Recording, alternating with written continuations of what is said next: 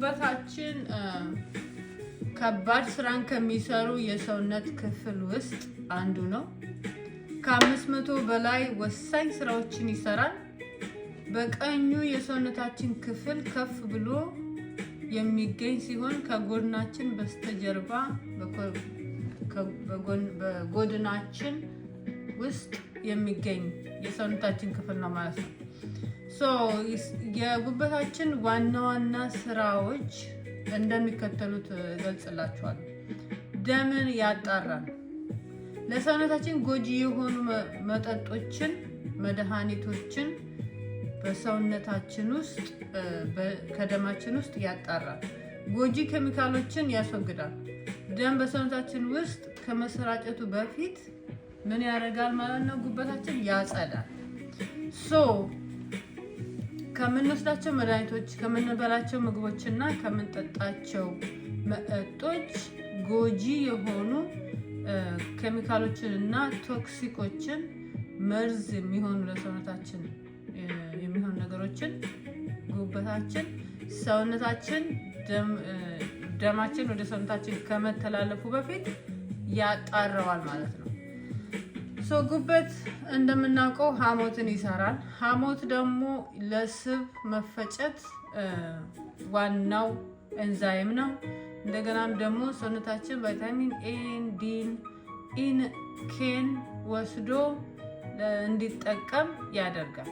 ሐሞት ያመነጫል። ሐሞት ፋትን ዳይጀስት ያደርጋል። እነዚህም ቫይታሚኖች ደግሞ ሰውነታችን አብዞርብ አድርጎ እንዲጠቀም ይረዳሉ ማለት ነው። የሰውነታችንን ስኳር ይቆጣጠራል። ግሉኮስን ያመርታል። ጉበት በተፈጥሮ ግሉኮስ ጉበት ውስጥ ይመረታል። ከመጠን በላይ የሆነ ግሉኮስ በግላይኮጅን መልክ ያስቀምጠዋል። ሰውነታችን ከሚፈልገው በላይ ያለ ግሉኮስ በሰውነታችን ውስጥ ወደ ግላይኮጅን ይቀየርና ምን ይሆናል? ስቶርድ ይሆናል በጉበታችን ውስጥ። ግላይኮጅን በፍጥነት ደግሞ ወደ ግሉኮስ የመቀየር ባህሪ ስላለው ሰውነታችን ስኳር በሚያንሰው ሰዓት ምን ይሆናል ማለት ነው? ወደ ግሉኮስ ቀይሮ ለሰውነታችን ያቀርባል ማለት ነው። ንጥረ ነገሮችን ያስቀምጣል። በሰውነታችን ውስጥ ቫይታሚን ኤ፣ ቫይታሚን ኢ፣ ቫይታሚን ቢ12 እና አይረንን ስቶር አድርጎ ያስቀምጣል። ለችግር ጊዜ ያስቀምጣል ማለት ነው። ሰውነታችን ሲፈልገው ደግሞ ባስፈለገው መጠን ለሰውነታችን ያቀርባል። ፕሮቲን፣ አልቡሚን ከፕሮቲን ብሬክዳውን የሚገኝ ነው።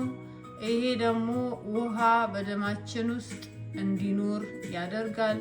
ደም እንዲረጋ የሚያደርጉ ደም አርጊዎችን ያመርታል። ፕላትሌቶችን በእንግሊዝኛ ላለመደባለቅ እያልኩ ነው።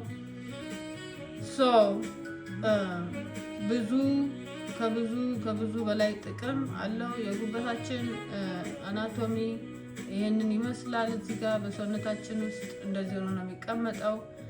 ባክቴሪያን ያስወግዳል። ቫይረስን ከደም ቧንቧችን ውስጥ በማስወገድ ሰውነታችን ከኢንፌክሽን ይከላከላል። ደምን ያስቀምጣል። ለመጠባበቂያ የሚሆን ደም ጉበታችን ያስቀምጣል። ሰውነታችን በፈለገው ሰዓት ደግሞ መልሶ ለሰውነታችን ያቀርባል ማለት ነው። ያረጁ የቀይ ደም ሴሎችን ያስወግዳል። ያረጁ የቀይ ደም ሴሎችን በመሰባበር ያስወግዳል ማለት ነው።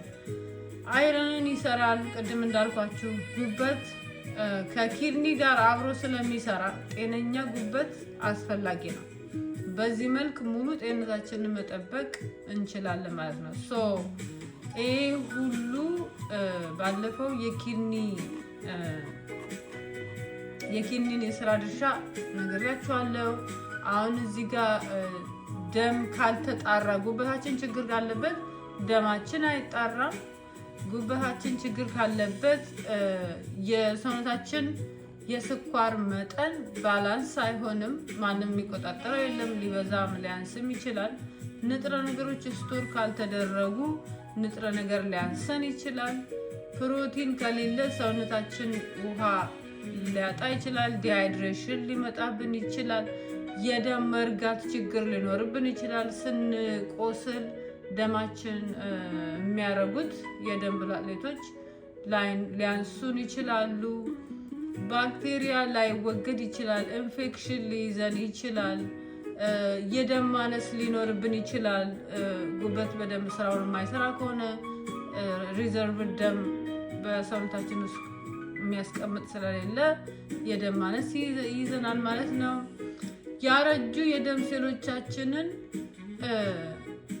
በሰውነታችን ውስጥ አላስፈላጊ ስለሆኑ መወገድ አይችሉም ማለት ነው። ጉበታችን በስርዓት የማይሰራ ከሆነ ይሄ ሁሉ የጉበት ስራ ጉበታችን ጤነኛ ሲሆን ስለሆነ ኪድኒና ጉበት ደግሞ አብረው ስለሆነ የሚሰሩት ሁለቱ በጣም ኢምፖርታንት የሆኑ የሰውነታችን ክፍል ናቸው። አመጋገባችን ያው ሁል ጊዜ የምንነጋገርበት ነገር ስለሆነ በዚህ ሰዓት ያው የአመጋገብ ጉድለት ነው ሁሉን ነገር የሚያመጣብን። በሽታ መንስኤያችን እጃችን ነው። የራሳችን እጅ የራሳችን በገንዘባችን ገዝተን የምንበላው በገዛ እጃችን አንስተን አፋችን የምንከተው ነው በሽታ የሚያመጣብንና ጤነኛ አመጋገብና ጤነኛ የኑሮ ዘይቤ እንዲኖረን ያስፈልጋል። ሁሉም የተያያዘ የአመጋገብ ስልትና ኤክሰርሳይዝ የሰውነትን ክብደት መቀነስ እንትናቸው ሩቲናቸው አንድ ነው። አመጋገባችንን ማስተካከል አንዱ ላይ የተገለጸው ለሁሉም በቂ ነው ማለት ነው። ስለዚህ አመጋገባችንን እናስተካክል፣ የምንበላውን እንምረጥ፣ ኤክሰርሳይዝ እናድርግ፣ ብዙ ከአኒማል የሚገኙ ፋቶችን አናዘወትር። ሩቲን የሆነ የቼክአፕ እናድርግ። ለዛሬ ያለኝ ይሄ ነው።